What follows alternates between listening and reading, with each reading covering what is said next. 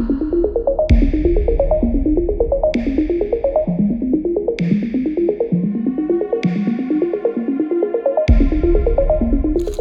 finally got my hands onto some iPhone 16 footage.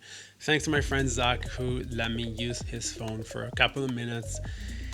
I got my hands into some iPhone 16 Apple log footage, ProRes, 10-bit, whatever you want to call it.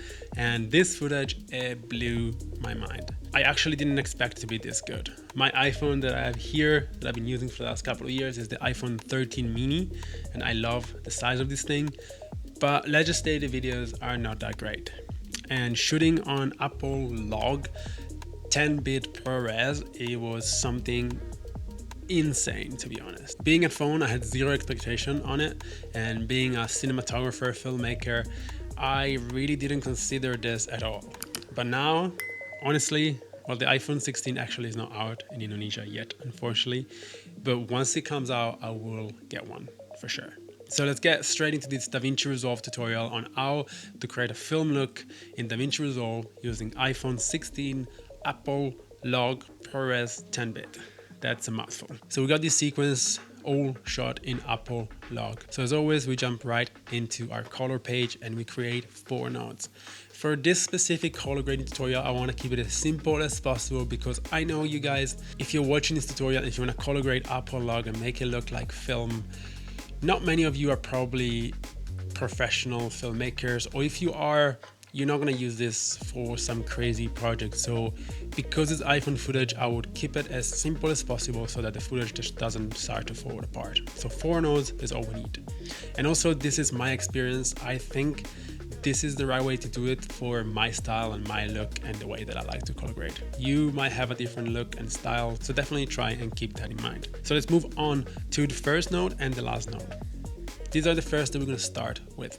The first one is our CST and our last one is our CST. A CST is a color space transform, so it takes the footage, transforms it into a different gamma and whatever, and then we're going to export a footage into the last gamma that we're actually going to use for our export. So this obviously was shot on Apple log. So the first thing we're going to do is apply a color space transform, and then we're going to choose Rec 2020 because that's what Apple log is, and an Apple log, and then we're going to go down here and the output gamma will be DaVinci Wide Gamut and DaVinci Intermediate. The reason I'm using DaVinci Gamut and Intermediate is just because I really like the way this gamma works within DaVinci Resolve when I add any color to it.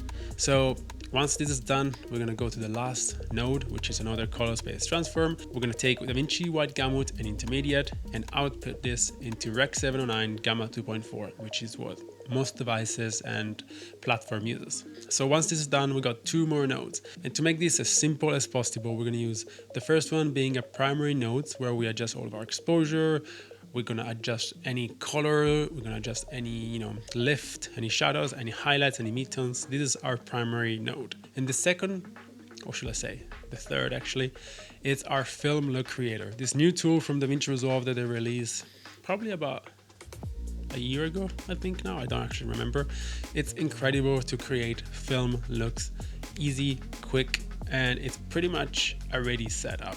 So what I do, I just drag it and drop it, and then you have a few presets that you can choose. I like the normal default one, and I like to keep the look to cinematic. This is my style, this is what I like. If you have a look through this, you can possibly edit the whole footage, the whole color in this one node. But I don't actually like to do that. And I also don't really touch the gamma input and output here because I just think it works better this way. Once you apply this, you're gonna have to change a few things.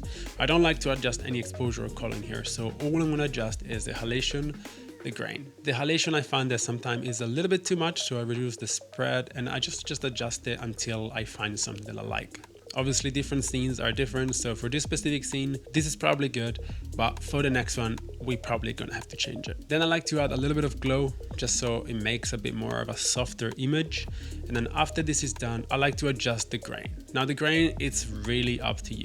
I personally like a 35mm looking grain. It just adds a nice texture to the whole image and makes it look more organic. less digital. So once you're happy with this, we're gonna go back into primaries and adjust our exposure and use our color wheels to adjust our shadows, midtones, and highlights colors. Once the image is balanced, you're pretty much good to go. And now we're gonna just copy this grade, copy and paste it onto all of our other footages. And you can already see that there's a bit too much halation here, for example. So we're gonna reduce that. Also, I feel like the colors here are a little bit off. So just go back to your primaries and adjust the lift, the shadows, and all of that. And once you're happy with this, you can copy, paste it, copy and paste it, adjust little things here and there and make your whole footage match.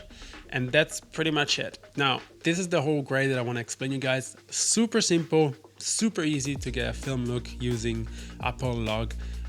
But let's say that now you created this grade and you want to save it. I've explained this before, but I'll explain it one more time. To create a power grade, which is pretty much saving this whole node tree that we just created and simply apply it to the next project or whatever you have. Simply go into gallery, make sure you're into power grade window, grab a still by right click on the footage, and now name it iPhone log, look, or whatever you want. And now for your next project, simply go back into gallery, power grade, grab that still, grab it and drop it into the node area, and you will have your node tree or your look or your power grade, whatever you want to call it. So super simple.